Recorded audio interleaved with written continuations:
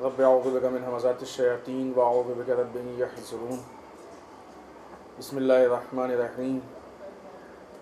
الحمد للہ الذی ہدانا لہذا وما كنا لنہتدی لولا ان ہدانا اللہ. لقد جاءت رسل ربنا بالحق والصلاة والسلام على سید اسلم ما فی الوجود سر اللہ کل موجود نقطۃ دائرۃ الوجود صاحب لواء الحمد والمقام المحمود سید عن المجدد والمصطفى الامجد وبالقاسم محمد اللهم صل على محمد وعلى محمد. والصلاة والسلام على آلہ الطیبین الطاہرین المعصومین المظلومین ولعنۃ الدائمۃ الباقیۃ علی اعدائہم اجمعین من الآن الی قیام یوم الدین. اما بعد فقد قال حسین بن علی علیہم السلام انما خرجت لطلب الاصلاح فی امت جدی اريد ان امر بالمعروف وانهى عن المنکر. صلوات اللہ محمد. اللهم صل على محمد وعلى محمد. عزیزان محترم، سرکار سید الشہداء حضرت امام حسین علیہ الصلوۃ والسلام کا بعنوان وصیت بہت مشہور قول اور جملہ جو آپ نے مدینے سے نکلتے وقت اپنے بھائی کے سامنے ارشاد فرمایا اور جناب محمد حنفیہ سے فرمایا کہ ہم اپنے جد کی امت میں اصلاح کے لیے قیام کر رہے ہیں اور اس اصلاح میں ہمارا ارادہ ہے امر بالمعروف و نہی عن المنکر کا، اور اس کے آگے بھی اس کے طریقہ کار کو بھی بتایا. اسیر و بسیرت جدی وابی، اور اپنے جد اور اپنے باپ کی سیرت پہ عمل کر کے اس مقصد تک پہنچے. اس پورے جملے کو دیکھیں تو بہت سارے بہت اہم گوشے ہیں کہ جو سرکار سید الشہداء کے اس قول سے آتے ہیں، اور ایک ایک لفظ اور ایک ایک حرف وضاحت کا طالب ہے کہ کیوں سیرت کی بات کی، کیوں اصلاح کی بات کی، کیوں امر بالمعروف کی بات ہوئی، کیوں نہی عن المنکر کی بات ہوئی، ہر چیز. لیکن بہرحال اس مختصر سی اور 3 دن کی گفتگو میں امر بالمعروف و نہی عن المنکر سے متعلق کچھ معروضات آپ کی خدمت میں پیش کرنے ہیں، اور اس کے بھی سارے پہلو پہ نہیں، کسی ایک پہلو پہ روشنی ڈالی جائے.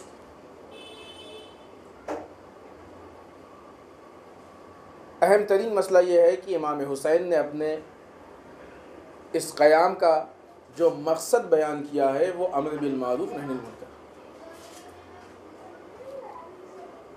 بات کو رب دینے کے لیے وضاحت کے ساتھ آگے بڑھے. امر بالمعروف یعنی اچھائیوں کی طرف بلانا، اچھائیوں کی طرف دعوت دینا، اچھائیوں کی دعوت دینا. نہی عن المنکر یعنی برائیوں سے روکنا.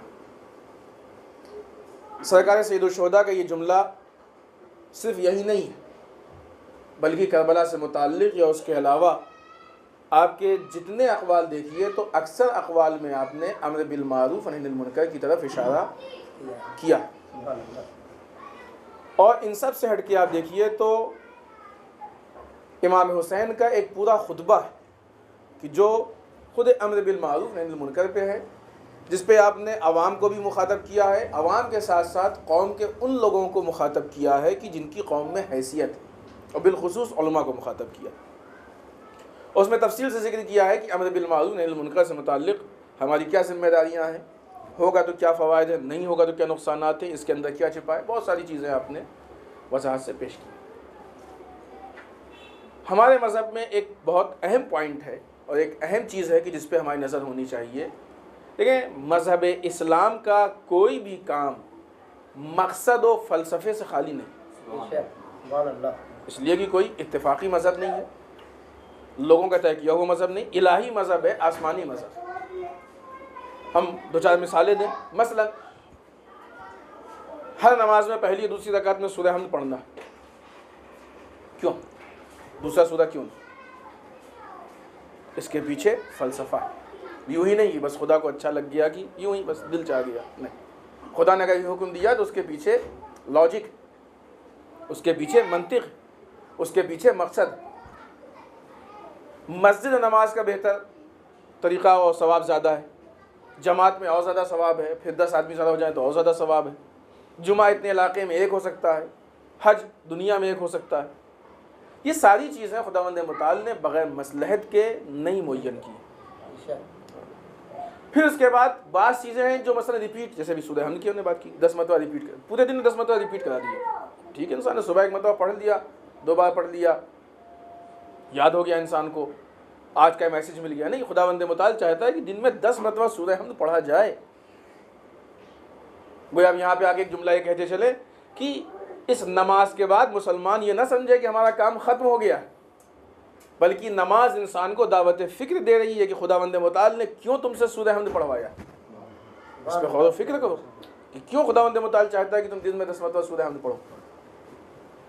جتنی عبادتیں، ہر ہفتے جمعے کے خطبے میں آپ تقوی پہ گفتگو کیجیے، کیوں خداوند متعال ریپیٹ کرا رہا ہے۔ ہمارے سماج و معاشرے میں بعض اوقات ریپیٹ کو برا سمجھا جاتا ہے، نہیں، ایسا نہیں ہے، یہ ہماری غلط فہمی ہے۔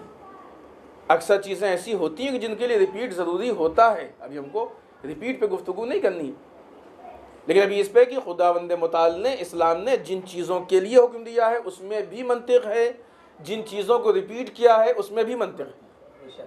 کوئی چیز منطق اور فلسفے سے خالی، علت سے اور مقصد سے خالی نہیں۔ اب آئیے دیکھیے سرکار سید الشہداء کی جملہ، 2 حیثیت سے اس کو ہم دیکھیں۔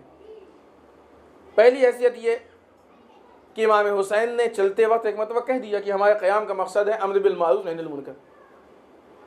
امام حسین کا کلام ہے، آج تک وہ کلام محفوظ ہو کے 1400 سال بعد ہم تک پہنچ گیا، اور آج بھی محفوظ ہے اور قیامت تک انشاءاللہ محفوظ رہے گا۔ اب اس کے بعد کیا ضرورت ہے کہ دوسری جگہوں پہ بھی، کیا تم نہیں دیکھتے ہو کہ حق پہ عمل نہیں ہو رہا، باطل سے نہیں روکا جا رہا؟ امر بالمعروف نہی عن المنکر پہ پورا خطبہ امام نے ایک مرتبہ کہہ دیا، کافی ہے۔ امام کا حکم جو ان کے ماننے والے ہیں، سمجھنے والے ہیں، دوست رکھنے والے ہیں، محبت کرنے والے ہیں، معرفت رکھنے والے ہیں، ان کے لیے وہ ایک مرتبہ کافی ہے۔ اس لیے کہ ایسا نہیں ہے کہ امام کسی چیز کو ایک بار کہیں تو وہ ہمارے لیے مثلا ضروری نہیں ہے، 2-4 مرتبہ کہیں تو نہیں، حکم امام ایک مرتبہ بھی ہمارے لیے کافی ہے۔ لیکن امام جان بوجھ کے اس کو بار بار ریپیٹ کر رہے ہیں اور مختلف عنوان سے لا رہے ہیں اور اس کے مختلف گوشے پیش کر رہے ہیں کہ ایسا ہوا تو یہ ہوگا، نہیں ہوا تو یہ ہوگا، ایسا تم نے کیا تو یہ ہوگا، نہیں کیا تو یہ ہوگا، کرنے والے کے لیے ایسا ہے، نہیں کرنے والے کے لیے ایسا ہے، کس کو کرنا چاہیے، کس کے لیے زیادہ ذمہ داری ہے، کس کی ذمہ داری نہیں ہے، ساری چیزیں مختلف گوشوں سے پیش کر رہے ہیں۔ پھر اس کے بعد اسی کلام کی روشنی میں آپ آگے دیکھیے تو امام حسین اس پوری قربانی کا جو مقصد بیان کر رہے ہیں وہ اصلاح امت، اور اصلاح امت کا راستہ کیا ہے؟ یہی امر بالمعروف نہی عن المنکر، یعنی گویا یوں کہا جائے کہ قربانی جو ہے امر بالمعروف نہی عن المنکر کے لیے۔ اب پھر جب بات یہاں پہ آ گئی ہے تو ایک جملہ اور کہتے چلیں کہ جو کہ بہرحال مستقیماً ہمارے موضوع سے متعلق نہیں ہے، لیکن موضوع سے باہر کی چیز بھی نہیں ہے، کہ جب امام حسین نے، سرکار سید الشہداء نے اس بات کو پیش کر دیا کہ ہماری قربانی کا مقصد، ہمارے قیام کا مقصد اصلاح امت ہے، امر بالمعروف ہے، نہی عن المنکر ہے، سیرت رسول ہے، سیرت امام علی ہے، تو اگر یہ عزاداری امام حسین کی عزاداری ہے تو عزاداری کا مقصد بھی اصلاح امت ہونا چاہیے، عزاداری کا مقصد بھی امر بالمعروف ہونا چاہیے، عزاداری کا مقصد بھی نہی عن المنکر ہونا چاہیے، اس کا مقصد بھی سیرت رسول اور سیرت امام علی ہونا چاہیے۔ نے کہا کہ وہ اس کے پیچھے بھی فلسفہ ہے، کیوں رسول امام علی کی سیرت، لیکن فی الحال ابھی وہ ہمارے موضوع میں داخل نہیں۔ تو اب اس عزاداری کو ہم، اگرچہ بعض اوقات دیکھا جاتا ہے کہ بعض مجلسوں میں امر بالمعروف کا مذاق اڑایا جاتا ہے، نہی عن المنکر کا مذاق اڑایا جاتا ہے، بعض میگزین ایسے دیکھی گئی ہیں کہ جس میں اصلاح کا مذاق اڑایا گیا۔ مثال گزشتہ یہ بامبے سے ایک میگزین نکلی جس کے پہلے ہی پیج پہ اصلاح کا مذاق اڑایا گیا کہ محرم میں لوگ اصلاح کرتے ہیں، یہ ہوتا ہے، وہ ہوتا ہے، وہ۔ تعجب ہوتا ہے کہ مال امام خرچ کر کے میگزین چھپی، امام کے نام پہ چھپی، امام کے نام پہ ساری بات ہوئی، اس میں اصلاح، وہ لفظ کی جس لفظ پہ سید الشہداء نے اپنے پورے کنبے کو قربان کیا ہے، آج امام حسین کا چاہنے والا کیسے اس کا مذاق اڑا سکتا ہے؟ تعجب کی بات ہے۔ وہ معرفت کے مراحل کہاں ہیں؟ وہ اطاعت کی باتیں کہاں ہیں؟ یہ ایک بہت عجیب چیز ہے۔ بہرحال تو اب چونکہ سرکار سید الشہداء کی قربانی کا مقصد اصلاح ہے، امر بالمعروف ہے، نہی عن المنکر ہے، لہٰذا ہماری مجلسوں کا مقصد بھی یہی ہونا چاہیے، بلکہ اب یوں کہا جائے کہ اصلاح امت کے گوشے اور جنبے سے خالی نہیں ہونا چاہیے۔ اگر اصلاح سے خالی ہو جائے گی تو مقصد حسین سے خالی ہو جائے گی۔ مجلسیں کیا ہے؟ پیغام کربلا کا پہنچانا ہے۔ حالانکہ بعض اوقات گفتگو ہوتی ہے، نہیں معلوم آپ کو مجمع ایسا تھا، وہ حالات ایسے تھے اور لوگ ایسے تھے، مجبوریاں تھیں۔ نہیں ہو سکتا ہے، کتنے مجبور تھے۔ دربار یزید ہے، دشمنوں کا مجمع ہے، یزید کی فوج ہے، یزید کے رعایا ہیں، یزید کے ماننے والے بیٹھے ہوئے ہیں، یزید کے چاہنے والے بیٹھے ہوئے ہیں، پورا مجمع یزید کی موافقت میں بیٹھا ہوا ہے۔ ایسے حالات میں امام سجاد کو جب منبر پہ جانے کا موقع ملتا ہے تو کون سی بات کرتے ہیں؟ اصلاح کی بات کرتے ہیں، جو کہ ظاہراً یزید کے قیدی ہیں، ہاتھوں میں ہتھکڑی بھی ہے، پیروں میں بیڑی بھی ہے، گلے میں طوق بھی ہے۔ اگر قید کی حالت میں غیر کے مجمع میں امام سجاد اصلاح کی بات کر سکتے ہیں تو آج کے اس فرش عزا پہ اپنوں کے بیچ میں اصلاح کی باتیں کیوں نہیں ہو سکتی؟ سبحان اللہ، سبحان اللہ، واہ۔ کیوں نہیں ہوتی؟ وہ انشاءاللہ آنے والی گفتگو میں ہم اپنی بات نہیں کہیں گے، امام حسین کی زبانی بیان کریں گے کیوں نہیں ہوتی۔ امر بالمعروف نہی عن المنکر کیوں نہیں ہوتا؟ امام حسین نے بتایا کہ کیوں نہیں کرتے ہو۔ تو لہٰذا امام حسین کے اس قول کی نظر میں اور پھر اس کے قربانی کی نظر میں کہہ دینا بہت آسانی، کربلا کی قربانی امر بالمعروف نہی عن المنکر کے لیے، ان قربانی کے پہلوؤں کو ہم پہچانیں۔ امام حسین نے میدان کربلا میں وہ نایاب قربانیاں پیش کیں کہ امام حسین کے علاوہ اس قربانی کو کوئی پیش نہیں کر سکتا۔ کوئی ہے جو اکبر جیسی قربانی پیش کر سکتا ہے؟ پہلے کوئی اکبر جیسا جوان لائے پھر قربان کرے گا۔ کیا کہنا، سبحان اللہ، سبحان اللہ۔ کوئی ہے کہ جو قاسم جیسے نوجوان کو پیش کر سکتا ہے؟ کوئی پہلے قاسم جیسا نوجوان لائے پھر قربان کرے گا، ہے کہ نہیں؟ آج ہماری خواتین کی جو خود سے حجاب اتارنے کو تیار ہیں، انہیں کیا معلوم کہ زینب کی چادر کی قربانی کتنی بڑی قربانی ہے؟ سبحان اللہ، سبحان اللہ، واہ۔ ہمیں نہیں احساس ہو سکتا ہے کہ زینب نے کتنی بڑی قربانی دی۔ امام حسین کی قربانی امر بالمعروف نہی عن المنکر کو بچانے اور پہنچانے کے لیے تھی، زینب کے چادر کی قربانی اس امر بالمعروف نہی عن المنکر کے پیغام کو لوگوں میں عام کرنے کے لیے تھی۔ سبحان اللہ۔ دونوں کاموں کے پیچھے قربانی، ادھر بھائی نے اتنی بڑی قربانی دی، ادھر بہن نے اتنی بڑی قربانی دی۔ اب اس قیمت کو پہچانے کہ امر بالمعروف نہی عن المنکر یہ اصلاح امت کا مقصد، یہ اصلاح امت کا نعرہ ہمارے درمیان جو آیا ہے، یہ اتنی آسانی سے نہیں آیا، یہ بہت جافشانیوں کے بعد آیا ہے۔ اس کے پیچھے بہت ہی پاک و پاکیزہ خون ہے کہ جس نے اس کو رنگین کیا ہے۔ ہمارا اور آپ کا خون بہ جانا بہت آسان ہے، اس لیے کہ بہت سستا خون ہے، لیکن آل محمد کا خون کسی باغ کو اگر سینچ دے تو کتنی قیمتی ہوگی وہ باغ۔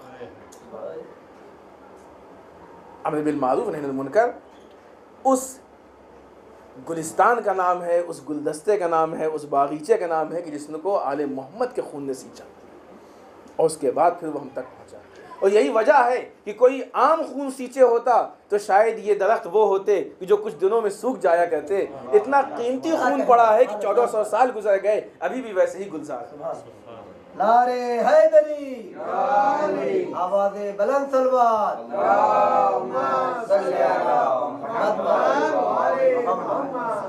سبحان اللہ۔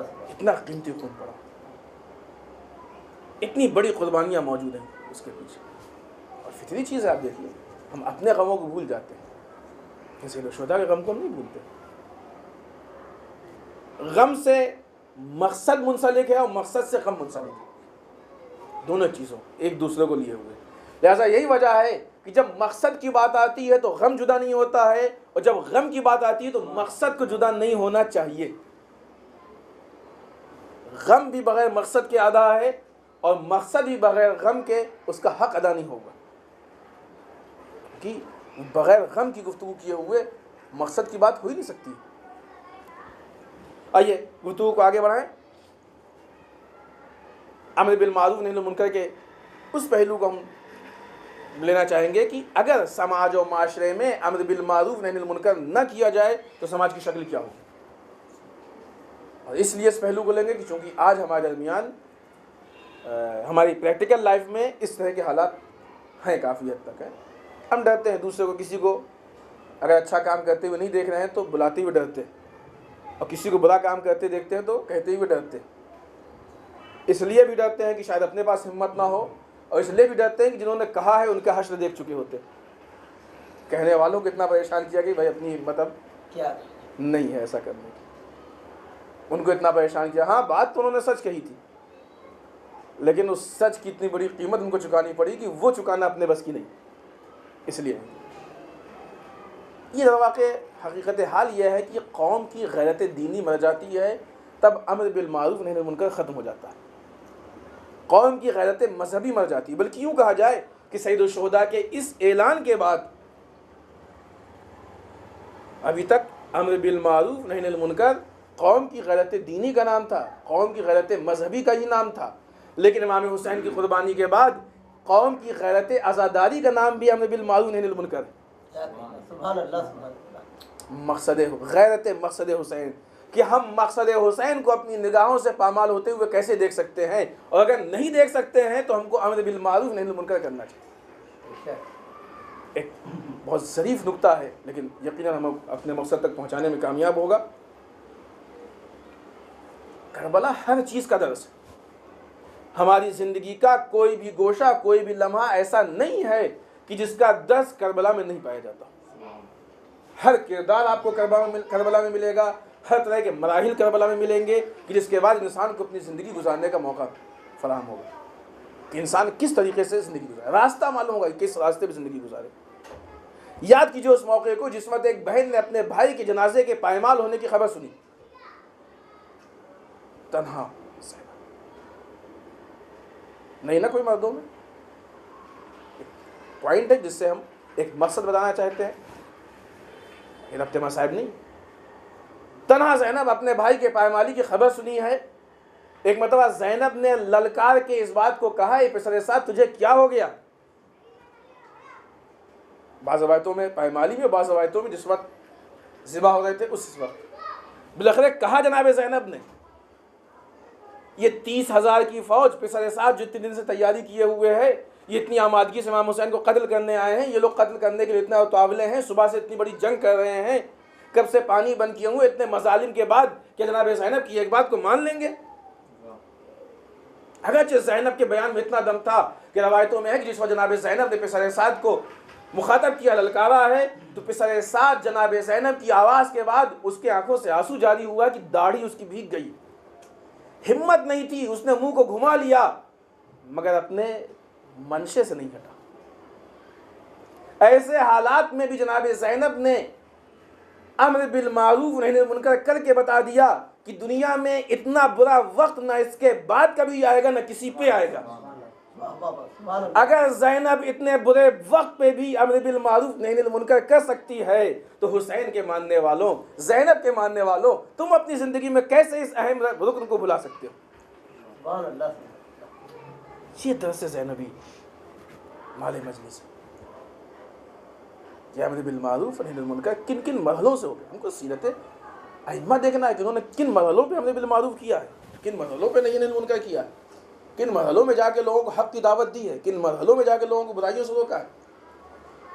میدان کربلا میں دیکھیے آپ، امام حسین شہداء کو دے چکے ہیں، قیمتی جوانوں کو شہید کر چکے ہیں، اس کے بعد بھی یزیدی لشکر کے بیچ میں جا کے حق کی دعوت دے رہے ہیں. حتیٰ کہ اس وقت امام حسین خود اپنی جنگ کے لیے گئے. اب تو سب شہید ہو گئے نا. اس وقت بھی امام حسین وہاں صلح کی بات کر رہے ہیں کہ ہم کو یہاں سے چلے جانے دو، کیونکہ امام کا قتل بہت سنگین واقعہ ہوا کرتا ہے. یہ ہماری دعوت ہے کہ تم ہمارے قتل سے کم رک جاؤ. امام پانی مانگ رہے اس وقت. آپ سوچئے عام آدمی ہوگا تو عام آدمی ایسے حالات میں تو بس یہی کہے گا کہ اب جنگ کے علاوہ کوئی راستہ نہیں بچا ہے. لیکن امام حسین اس وقت بھی امت کو برائی سے بچانے کی پوری کوشش کر رہے ہیں کہ امت اب بھی برائی سے بچ جائے. کن کن نازک موقعوں پہ امر بالمعروف نہی عن المنکر کیا گیا. آئیے دیکھیں، اگر سماج میں امر بالمعروف نہی عن المنکر نہیں ہوگا تو سماج کس رخ پر پہنچے گا. کیا برائیاں ہوں؟ سماج میں اگرچہ اگر بنیادی اعتبار سے دیکھیں ہم تو ہماری زندگی میں جو کچھ بھی ہے وہ ہماری دینداری ہے، دین کے بعد کوئی چیز نہیں۔ ہم لوگ سمجھتے ہیں یہ ہماری سوشل لائف ہے، سماجی زندگی ہے، یہ ہماری پرسنل لائف ہے، یہ ہماری مثلا آفیشیل لائف ہے، یہ ہماری فلاں لائف ہے، یہ ہماری فلاں، اور یہ مذہبی لائف ہے۔ یہ ہماری بہت بڑی غلط فہمی ہے، یہ ہماری لائف کہیں نہیں بٹی ہے، ساری چیزیں ہیں۔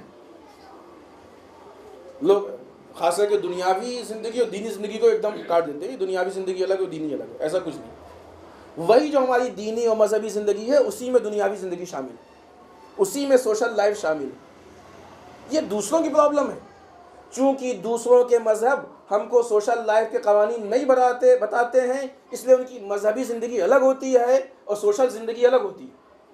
چونکہ دوسرے مذہب ان کو دنیاوی رولز نہیں بتاتے ہیں، اس لیے ان کی مذہبی لائف الگ ہوتی ہے، دنیاوی لائف الگ ہوتی ہے۔ یہ ان کا نقص ہے کہ جو وہ بانٹ رہے ہیں، مجبور ہے بانٹنے کے لیے۔ کیا کہنا، سبحان اللہ۔ لیکن چونکہ ہمارے مذہب میں یہ کمال ہے کہ ہمارا مذہب جہاں ہم کو نماز کا طریقہ بتاتا ہے، وہیں یہ بھی بتاتا ہے کہ پڑوسیوں سے کیسے پیش آئے، وہیں یہ بھی بتاتا ہے کہ غیر مذہب سے کیسے ملیں، وہیں یہ بھی بتاتا ہے کہ ہم مارکیٹ میں کیسے جائیں، وہیں یہ بھی بتاتا ہے کہ ہم معاملہ کیسے کریں۔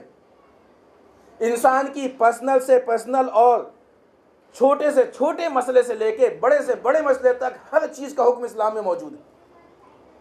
جب ہر چیز کا حکم موجود ہے تو اب زندگی کے کوئی مرحلہ ایسا نہیں جو دین سے باہر نکلے۔ اب یہاں پہ یوں کہا جائے کہ ایک وہ آدمی ہے کہ جس کے پاس ایک پیر نہیں ہے، اس لیے مجبور ہے لنگڑا کے چلنے کے لیے، لیکن جس کے پاس دونوں پیر ہے یہ کیوں اس کی نقل کر رہا؟ ان کے پاس قوانین الہی، قوانین مذہب، قوانین اسلام، قوانین دین موجود نہیں ہیں، اس لیے وہ مجبور ہیں کہ دنیاوی زندگی کو الگ کریں، سماجی زندگی کو الگ کریں، اقتصادی زندگی کو الگ کریں۔ لیکن ہمارے پاس سارے قوانین موجود ہیں، لہذا ہم کو الگ کرنے کی ضرورت نہیں۔ جب سارے قوانین موجود ہیں تو جتنے قوانین ہیں ہر قانون میں اچھائیاں بھی ہیں اور برائیاں بھی ہیں۔ حکم الہی پہ انسان عمل کرے گا اچھائی ہے، حکم الہی کے خلاف جائے گا برائی ہے۔ تو جب سارے قوانین ہیں، سارے قوانین موجود ہیں، ان میں اچھائیاں بھی موجود ہیں، برائیاں بھی موجود ہیں، تو ہر قانون کے متعلق امر بالمعروف بھی ہوگا، نہی عن المنکر بھی ہوگا۔ اگر انسان اس مسئلے میں، اب یہ نہیں کہے کہ امر بالمعروف کہاں کی چیز ہے، کیونکہ ہم لوگ فوراً بانٹ دیتے ہیں، کچھ اینگل سے بانٹتے ہیں، تو یہ سمجھتے ہیں کہ امر بالمعروف نہی عن المنکر یہ کام صرف ممبر پہ ہوتا ہے۔ کتنی دیر ممبر پہ ہوگا؟ انسان اپنے دوست کے ساتھ 24 گھنٹے رہتا ہے، لیکن مجلس میں بہت سے وقت 1 گھنٹے بیٹھتا ہے، وہ بھی کتنی مجلس کرتا ہے، اور کتنی مجلسیں کرنے کے بعد کتنی باتیں ذہن میں رہ جاتی ہیں، اور کتنی مجلسوں میں امر بالمعروف نہی عن المنکر پہ باتیں ہوتی ہیں۔ تو کیا یہ مجلسیں اور یہ باتیں اس کے لیے کافی ہوں گی کہ وہ اس کو مکمل نظام زندگی اور نظام اسلام پہ لے کے آئے؟ اسی لیے خداوند متعال نے قرآن مجید میں کہ مومنین و مومنات سب ایک دوسرے کے بھائی ہیں، اسی لیے قرآن مجید نے اس کام کو صرف مولوی اور عالم اور واعظ اور مبلغ کے ذمہ نہیں کیا۔ جس طریقے سے انسان پہ ساری چیزیں واجب ہیں، جو بچپن میں بچوں کو پڑھا نہیں جاتا فروضین 10، اگر حالانکہ فروضین بہت ہیں، 10 نہیں ہے صرف، وہ 10 کی فہرست گنائی جاتی ہے، اس کے علاوہ بھی فروع دین، لیکن وہ 10 جز میں سے جو اہم ہے وہ جو فروع دین 10 گنائے جاتے ہیں، تو اسی میں امر بالمعروف بھی ہے، نہی عن المنکر بھی ہے۔ تو جس طریقے سے انسان کے لیے نماز کا پڑھنا واجب ہے، روزے کا رکھنا واجب ہے، خمس کا نکالنا واجب ہے، حج پہ جانا واجب ہے، باقی سارے فروعات واجب ہیں، اسی طریقے سے اگر کسی کو دیکھے کہ وہ اچھائیوں سے دور ہے تو امر بالمعروف بھی واجب ہے، کسی کو غلط کرتے دیکھے تو نہی عن المنکر بھی واجب ہے۔ سبحان اللہ، سبحان اللہ۔ خود امام حسین کا جملہ ہے کہ یہ وہ بنیادی چیز ہے کہ اگر امر بالمعروف و نہی عن المنکر پہ عمل ہو جائے تو سارے واجبات پہ عمل ہو جائے گا، پورے اسلام پہ عمل ہو جائے گا۔ یہ بنیادی چیز ہے، یعنی یہ وہ چیز ہے جس نے شریعت اسلام کو اپنی حفاظت میں لے لیا، جس نے اسلام کو محفوظ کر لیا۔ اور چونکہ ہمارے دشمنوں کو اس بات کا احساس ہے کہ یہ وہ چیز ہے کہ جو کسی بھی دین کو زندہ کر سکتی ہے، لہٰذا دین اسلام کو ماننے کے لیے سب سے پہلے امر بالمعروف نہی عن المنکر کو الگ کر دیا۔ بہت ساری چیزیں ہیں جس کی وجہ سے الگ ہوا۔ کچھ باتیں ہم آپ کو بعنوان مثال پیش کریں۔ آپ کسی سے کہیے اچھائیوں کی طرف دعوت دیجیے، بتائیں تم کون ہوتے ہو بولنے والے؟ کوئی مولوی ہو کیا؟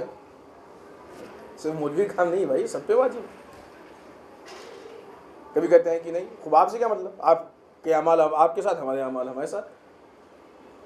بات صحیح ہے لیکن نتیجہ غلط ہے۔ ہمارے اعمال ہمارے ساتھ، آپ کے اعمال آپ کے ساتھ، ایک دم صحیح. یہ جملہ کیا آپ اپنی قبر میں جائیں گے؟ اپنی قبر میں جائیں گے، بات صحیح ہے، اس میں کوئی شک نہیں. لیکن اس کا مطلب یہ تھوڑی کہ امر بالمعروف معاف ہو گیا، نہی عن المنکر معاف ہو گیا. ہمارے اعمال ہمارے ساتھ، لیکن اگر ہم آپ کو غلط کرتے ہوئے دیکھ لیں تو یہ ہماری بدعمالی ہے، سبحان اللہ. لیکن کیونکہ اب ہماری ذمہ داری ہے بولنا. اگر ہم آپ کو اچھائیوں سے دور دیکھ لیں تو یہ ہماری بدعمالی ہے، تو یہ جو ہم لے کے جائیں گے قبر میں اس کا کون ذمہ دار ہوگا؟ یہ بھی تو ہے نا. لہٰذا یہ کہنا کہ ہمارے اعمال ہمارے ساتھ، آپ کے اعمال آپ کے ساتھ، در واقع ہے کیا؟ یہ بھی ایک ستم ظریفی ہمارے قوم کی. ایک صلوات پڑھیں محمد والے. اللہم صلی علی محمد وعلی محمد. وہ اسلام کہ جس نے تمام قوانین اور تمام رول بتائے ہیں، اور ہر رول سے متعلق ہمارے پاس آیتیں بھی موجود ہیں اور معتبر طریقے سے احادیث بھی موجود ہیں. یہ قید تھوڑا ضروری ہے کیونکہ آج کل احادیث کا کافی مس یوز کیا جا رہا ہے. اپنے حساب سے جب تک کسی عالم کی تائید نہ ہو یا عالم کی طرف سے نہ ہو تو آپ احادیث، کیونکہ بہرحال اس میں بہت سارے مراحل ہوتے ہیں، بہت سارے اس کے پہلو ہوتے ہیں، نہیں سمجھ سکتے، لیکن ہے ہمارے پاس. اور پھر ان سب سے بڑھ کے ہمارے مراجع نے اجتہاد کر کے فتوے دیے. ہمارے پاس قانون موجود ہے. مثلا یہ امر بالمعروف نہی عن المنکر کو لے لیجیے، قرآن کی آیت بھی موجود ہے ہمارے پاس، حدیث بھی موجود ہے، پورا واقعہ کربلا موجود ہے اس کے اوپر، اتنی بڑی قربانی موجود ہے. اس کے علاوہ مراجع کے فتوے موجود ہیں کہ واجب نہیں. ہر اینگل سے ہمارے پاس رول موجود ہے، ایک دم مضبوط ہے، پرفیکٹ ہے، کوئی کمی نہیں. ایک مسلمان کو ان میں سے کوئی چیز نظر نہیں آئی. عرف عام میں ایک جملہ اڑتے ہوئے اس نے سن لیا کہ ہمارے اعمال ہمارے ساتھ، تمہارے اعمال تمہارے ساتھ، وہ سمجھ میں آ گیا. بات کا مقصد ہم اتنا غیر پرست ہو گئے ہیں کہ جتنا بھروسہ ہم کو قرآن کی آیتوں پہ نہیں ہے، جتنا بھروسہ ہم کو ائمہ کی احادیث پہ نہیں ہے، اس سے زیادہ بھروسہ ہم کو کسی یورپین پہ ہو جاتا ہے. فلاں انگریز نے کہہ دیا، فلاں ڈاکٹر نے کہا جو مثلا یورپ پہ رہتا ہے، فلاں نے کہا جو مثلا امریکہ میں رہتا. غیر پرستی ہے یہ جو ہم کو باطل کی طرف لے کے جا رہی، کلم کھلا واضح باطل کی طرف. ابھی یہی ایک مسئلہ ہے، اتنا مضبوط ہے کہ اسلام کے کسی بھی رخ میں اس کو آپ کمزور نہیں پائیے گا.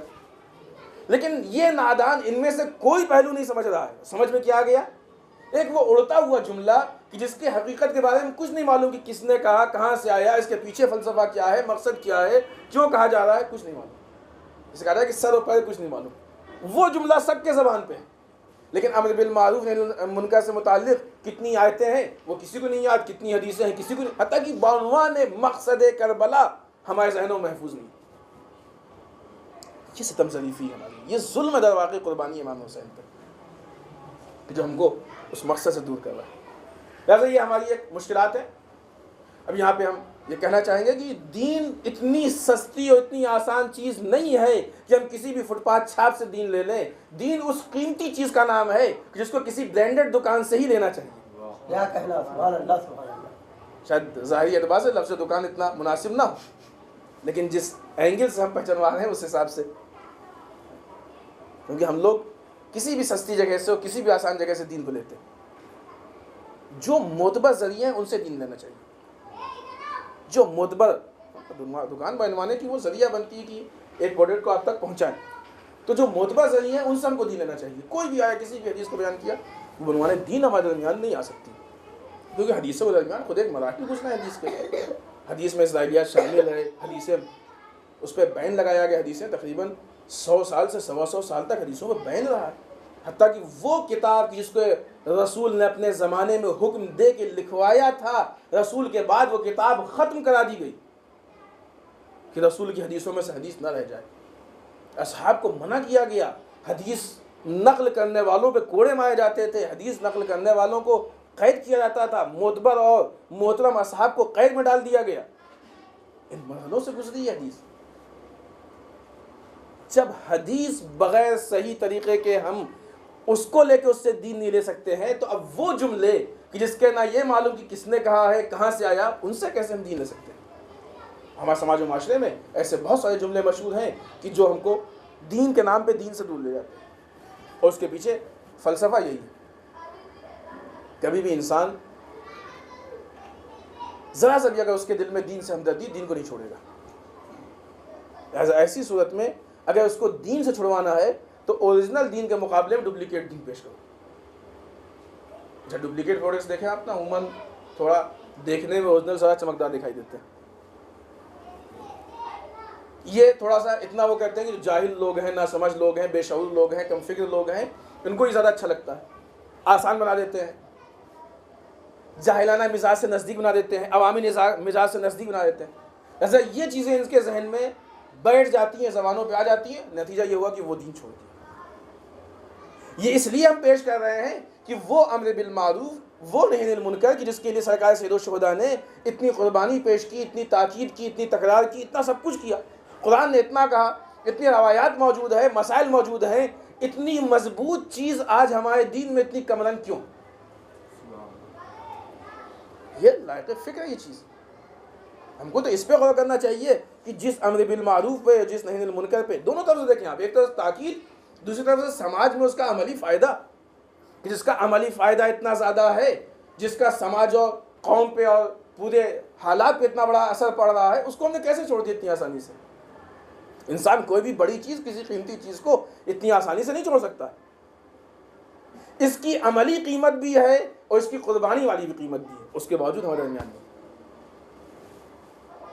اور چونکہ امر بالمعروف نہی عن المنکر ہمارے درمیان کم رنگ ہو گیا ہے، نتیجہ یہ ہوا کہ خرابیاں آ گئی. اور یہ خرابیاں کئی طرح کی آ گئی. ظلم عام ہو گیا. لیکن ہم نے بھی شروع میں بات کی نا کہ ہمارے اس مذہب میں کوئی پوائنٹ ایسا نہیں جو مذہب سے الگ ہو. لہٰذا ہر چیز سے متعلق امر بالمعروف نہی عن المنکر ہے، سب سے اس کا رابطہ ہے. ہم یہ سمجھتے ہیں کہ کسی نے نماز نہیں پڑھا تو ہم سے کہ نماز پڑھ لو، ٹھیک ہے، امر بالمعروف. کوئی آدمی حرام کام کر رہا ہے، اس سے روک لے، ٹھیک ہے، وہ بھی ہے نہی عن المنکر. کوئی خاتون بے حجاب ہے، اس کو ہم حجاب کی دعوت ہے، نہی عن المنکر ہے. لیکن اتنا ہی نہیں، امر بالمعروف نہی عن المنکر کے ختم ہونے سے صرف اگر عبادتوں پہ اثر پڑتا، یا یوں کہا جائے کہ روٹین عبادتیں کہ جو مسلمانوں کو مسجدوں تک محدود کرتی ہیں، اگر صرف اس پہ اثر پڑتا تو کبھی بھی ہمارا دشمن امر بالمعروف نہی عن المنکر کے خلاف محاذ نہیں کھڑا کرتا. کیونکہ وہ تو چاہتے ہی ہے کہ ہم مسجدوں میں آگے قید ہو کے رہ جائیں. یہ دوسرے الفاظ میں کہا جائے کہ آج ہمارا دشمن چاہتا ہی ہے کہ جتنے مسلمان ہیں سب کے سب ابو موسیٰ اشعری بن جائیں. اس سے اس کو کوئی پرابلم نہیں ہے، وہ کوئی مشکل نہیں ہے. لہٰذا کبھی کوئی مشکل نہیں ہوتی.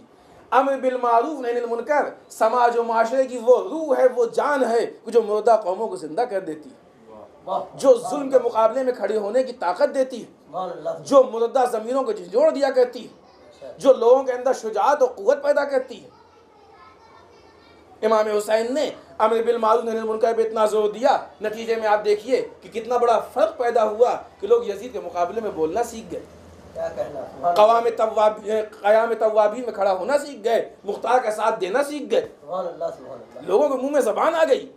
کس وجہ سے؟ اس لیے کہ اسی امر بالمعروف نہی عن المنکر پہ امام حسین نے جان قربانی دی اور اپنی جانوں کو نشانہ کیا. لہٰذا امر بالمعروف نہی عن المنکر صرف ہماری ان عبادتوں سے شریک سے مخصوص نہیں. دعوانے وقتوں کی گنجائش نہیں. انشاءاللہ کل سے ہم اس کے بعد موارد آپ کی خدمت میں ان 2 دنوں میں پیش کریں گے تاکہ یہ بات واضح ہو سکے کہ کس کا کہاں کہاں ڈائریکٹ. اس بات 2 دن میں تو تمام مراحل نہیں ہو سکتے، لیکن ایک اندازہ ہو سکتا ہے انشاءاللہ. اتنا قیمتی کہ آپ دیکھیے سرکار سید الشہداء کی جو اپنی قربانی ہے اور اس کی بنیاد نتیجہ ہے، وہ اپنی جگہ پہ محفوظ ہے. لیکن آمادگی اس امر بالمعروف نہی عن المنکر کی کہاں سے ہے؟ ابھی مدینے سے آپ قیام کر رہے ہیں، نکل رہے ہیں، مدینے سے آپ خارج ہو رہے ہیں، وہیں سے اعلان کیا کہ ہم امر بالمعروف نہی عن المنکر کے لیے جا رہے ہیں. پورا مدینے سے مکے کا راستہ، مکے سے کوفے کے مقصد سے نکلنا اور راستے میں کربلا تک جانا. ان راستوں میں مستقل جو اقوال آپ نے کہے اور جو خطبات کہے، خود مکے میں رک کے جو قیمتی خطبات آپ نے ارشاد فرمائے، کوفے والوں سے جو ملاقات ہوئی، ان ملاقات میں جو گفتگو ہوئی، حتیٰ حج کو جو ترک کیا اور ترک کرنے بعد عمرے میں بدلاؤ بدل کے آپ آگے بڑھے. خود حج کا ترک کرنا یہ ایک عملی امر بالمعروف بھی ہے، نہی عن المنکر بھی ہے. اس کے پیچھے کے علتوں کو دیکھیں، اس کے پس منظر کو دیکھیں تو خود بخود یہ کھل کے واضح آتی کہ امام حسین کا عملی امر بالمعروف بھی اور نہی عن المنکر بھی ہے. کیوں؟ اس لیے کہ امام حسین حرم پروردگار کو فتنے اور فساد سے دور رکھنا چاہتے تھے. اور دشمن اس ناپاک مقصد سے آیا تھا. ایک طرف سے سرکار سید الشہداء کی یہ قربانی، دوسری طرف سے وہ زینب جس نے میدان کربلا میں سب کچھ قربان کر دیا. جب زینب کربلا سے نکلی تو زینب کے ہاتھ میں صرف مقصد حسین تھا، حتیٰ کہ سر کی چادر بھی زینب کربلا میں چھوڑ کے جا رہی تھی، لیکن مقصد حسین کو اپنے ساتھ لے کے جا رہی تھی. عزیزان محترم، بہت سخت مرحلہ تھا جس وقت اہل حرم کربلا سے شہداء کے لاشوں سے ودا ہو گئے. جس وقت یہ قافلہ تیار ہوا، زینب جب بھی سفر میں نکلتی تھیں، سوار ہوتی تھیں، تو کوئی آ کے بیٹھ جاتا تھا تاکہ زینب اس کے زانوں پہ پیر رکھ کے ہماری تک پہنچے. کوئی محمل کا پردہ اٹھاتا تھا، بڑے احترام سے زینب سوار ہوتی تھی. لیکن آج جب زینب سوار ہو رہی ہیں تو ایک عجیب مرحلہ ہے، سوار کرنے والا کوئی نہیں. زینب کو تنہا سوار ہونا پڑا. عزادارو سوار ہوئی، ابھی قافلہ چند قدم آگے بڑھا، نگاہ ان جنازوں میں پڑی کہ جو شہداء کے جنازے پڑے ہوئے تھے. جب بھی کسی کا انتقال ہوتا ہے سب سے پہلی فکر یہ ہوتی ہے کہ لاشے کو کب دفن کیا جائے گا. لیکن سوچئے کہ جب پورے میدان میں زینب کی نگاہ پڑی ہوگی کہ یزیدی فوج کے سپاہی دفن کر دیے گئے، لیکن ہائے لاشے حسین، علی اکبر کا جنازہ، اونو محمد کے لاشے، قاسم کا لاشا بے گور و کفن پڑا. عزیزان محترم، امام زمانہ نے زیارت ناحیہ میں سلام بھیجا ہے کہ ہمارا سلام اس ذات پہ ہو کہ جس کو میدان کربلا میں بے گور و کفن چھوڑ دیا گیا.